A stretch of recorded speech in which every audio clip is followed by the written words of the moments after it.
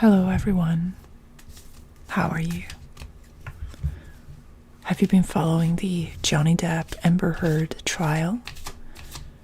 Everyone is so excited about it, and I guess me too. It's such an interesting psychological, philosophical phenomenon that we can follow in real time. And I thought I would ask the cards to reflect on the situation a little bit for us. Before we jump into it, I would like to ask you to subscribe to my channel if you enjoy this type of content. I do relaxing tarot readings, tarot analysis, meditations, that type of content. And if you really like my content, you can also order a reading from me on my website. That really helps me sustain this channel and continue to make these public free videos for you as well. So if you're interested in that, feel free to check out the description. Back to our topic at hand.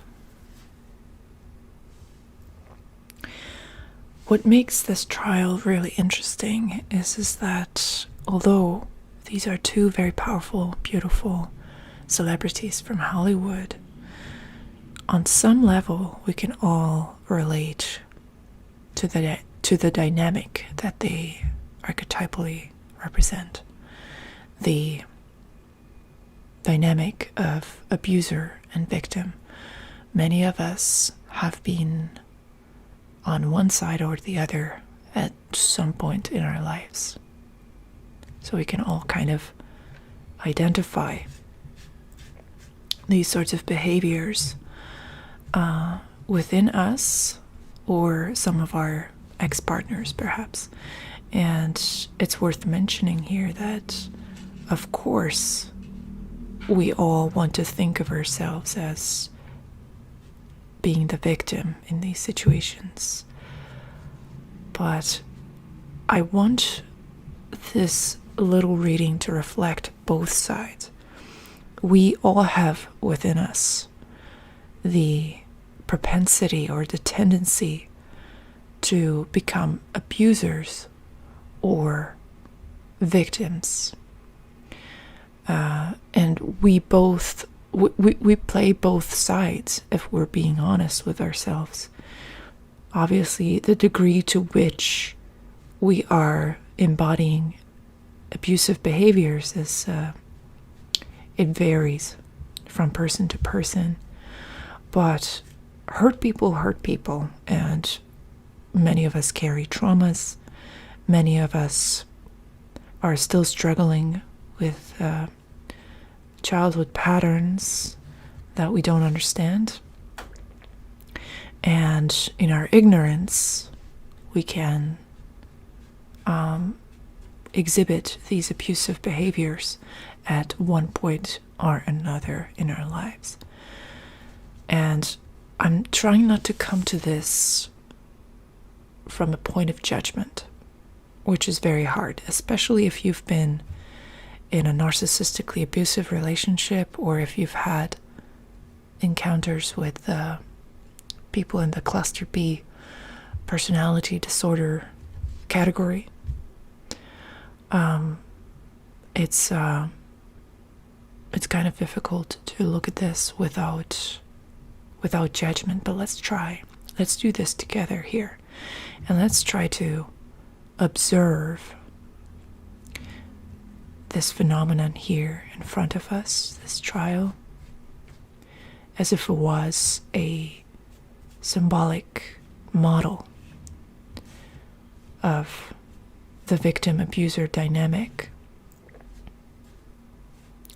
and how we can learn from it, how we can identify abusive behaviors within us, and how we can identify those situations where we're being victimized. So let's let's just start with one card that will represent the victim side. In this case, I think there's just no debate here. Most people, including me, think that Johnny Depp is the victim in this situation. Okay. And now let's look at the abuser side.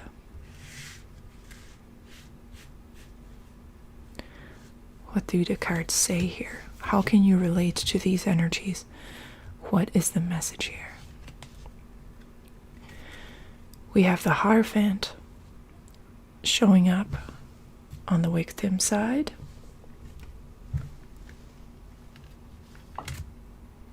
And the Page of Wands showing up on the abuser side. Interesting. So, the first thing that comes to mind is maturity. If you think back to those years when you were younger,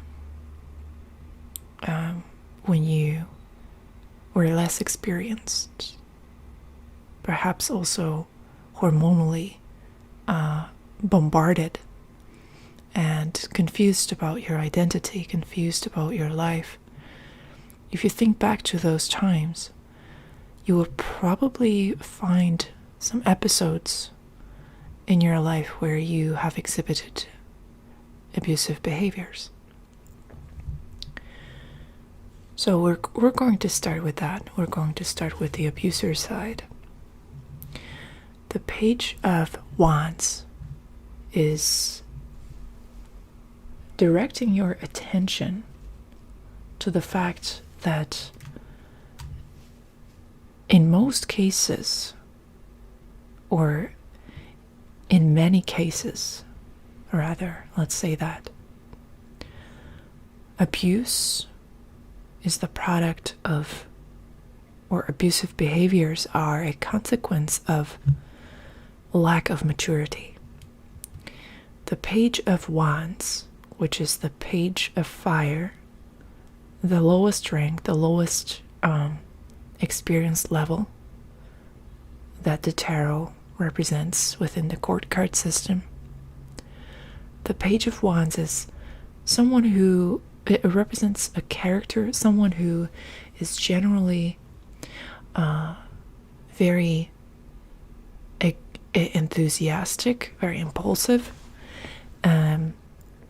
and simply not a master of their own passion and their consciousness. So this is the student of fire. So what happens, and I think what makes abusive behaviors remarkable, and which perhaps also contributes to the process of forgiveness in our own lives, towards ourselves and towards others who occupy that abuser role. Abuse comes from a place of not understanding, a place of ignorance, a place of immaturity, simply not having control, not having the appropriate understanding of the situation, simply not having the tools and the skills to represent your own boundaries in a healthy way, not having the tools to assert your will, which willpower is also an important component to what the fire element represents in the tarot. So it is hard when you're on the victim side. It might be hard to accept this, but the tarot is really guiding us to this insight that abusers are essentially children who are stuck at a certain level of development. If you think of narcissistic abuse or people who have psychopathic tendencies, they really seem to be stagnating at a certain very early point in their personal development, in their personal evolution. They might seem very childish, very infantile in their decision making, in their comprehension of the world. Their theory of what they are involved in and what is really going on might be heavily compromised due to this. And if you've been watching Amber Heard during the trial, on the one hand, she seems really worn down, but in certain moments you can see that sort of terrified look on her face. She seems like a child that was caught in some sort of mischievous action. But in reality, of course, we know that this is a lot more serious than that. But she doesn't seem to comprehend the gravity of the situation, and she really gives you the impression of this child who feels fear but doesn't understand what they did wrong. Think back to the moment where Johnny Depp explains that in an attempt to blame him of causing her bodily harm, Amber faked blood coming out of her nose using nail polish, red nail polish. She put that on a tissue paper and she pretended as if it was real blood. And she accused Johnny Depp of hurting her, when in reality he knew that he didn't do anything like that. So just think about that little detail of how this person thinks, how they see reality, how they operate, the level at which they are capable of solving problems. It's almost unbelievable, because you see a grown woman, you see someone who's apparently a grown adult person, but then you look at her face, look at her shivering almost, embarrassed, but not really clear on why she's being quote-unquote attacked in this instance. It just all seems very vague. Her understanding, her comprehension of what is going on seems very, very vague in the first place. And then, what she did, it's just mind-blowing, Like, it just reveals the level of capacity she's operating at. And when you think about all the immature, childish ways in which you try to cover up for something that you did wrong, or the way you try to perhaps convince people to see your side of the story, think back to those moments and understand how it did not come from a malicious place. It came from simply a really restricted and childish way of processing things and interpreting things. Now, looking at the Hierophant, the victim needs to be smart, and the victim needs to be mature. Immaturity on the abuser's side is a given, but immaturity on the victim's side is detrimental. That's what the Hierophant is saying. You cannot afford to have childish and incomplete theories of what is happening to you when you are being abused. You cannot afford the luxury of defaulting to a child's perspective, a child's mental, psychological level, even though, in abusive situations, especially if there's psychological abuse, you might be the pull, the force with which you're being pushed back into those regressive states. It can be quite powerful, but you need to push back. The Hierophant is saying you need to push back, and you need to make sure that you are educating yourself, that you are taking it seriously. Like I said, the abuser can quote unquote afford to be dilly-dally about the situation. It is within their role to be reckless and irresponsible and immature.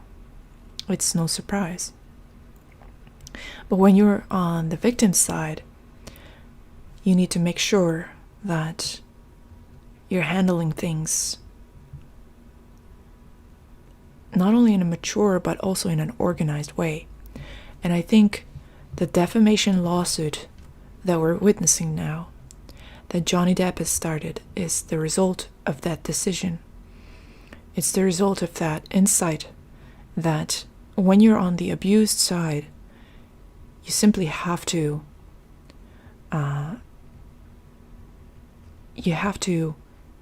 adhere to a mature structure and an impartial and objective structure within which you can find your safety. It is very unsafe to go back to a dependent, immature, and somewhat innocent, childlike stage, and surrender your agency to the abuser, because the abuser is a child. 2 children, one of which is acting out, misbehaving, in a situation where they have the tools and the weapons of adults. It's a catastrophe. So, whenever you find yourself in an abused situation, just know, in an abusive situation, and you being abused, you being victimized, just know that you have the Hierophant's structure to rely upon. The Hierophant represents those traditional, conventional ways in which a problem can be solved. It's the proper way of handling things. It's the official way of handling things. And it also warns you or invites you to stop reinventing the wheel. This has happened many, many times before. You're not the only one who's being abused, unfortunately. Or perhaps luckily, depending on how you look at it. You're not the only one. People have gone through similar things before you, and you can rely on their experience and the structures that they have built, that they have put in place to facilitate your healing and to find justice. So, I hope that you liked this reading. Let me know your thoughts in the comments. Make sure that you are subscribed like this video if you enjoyed it. And I'll see you in our next one.